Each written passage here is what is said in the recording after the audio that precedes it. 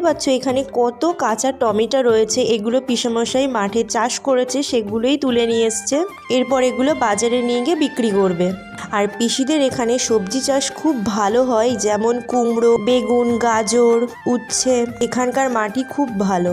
এই যে এখানে একটা দাদু ভ্যানে করে পাটখাটি বিক্রি করতে এসছে। এই পাটখাটি এক আটির দাম 20 টাকা। পিসিরা এখান থেকে পাটখাটি নিল। আর এরকম আমি প্রথম দেখলাম পাটখাটি বিক্রি হয় ভ্যানে করে। এরপর বিকালের দিকে আমার দুই দাদা বাজারে গেছিল, আর দেখো আমাদের জন্য চপ নিয়ে এসছে সন্ধ্যায়। তাই আমরা সবাই মিলে বসে খাচ্ছি আর আড্ডা দিচ্ছি। চপ আর সাথে মুড়ি ছিল, আর চপটা খেতে খুব ভালো ছিল। সবাই মিলে একসাথে আড্ডা দেওয়ার মজাই কিন্তু আলাদা।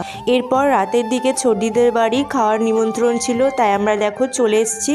আর এইদিকে ছোটদি আসন জল দিয়ে দিয়েছে, খাবারও দিয়ে দিচ্ছে। আর রাতের মেনুতে ছিল রুটি, মাংস আর মিষ্টি। আর মাংসটা কিন্তু খেতে দারুণ হয়েছে।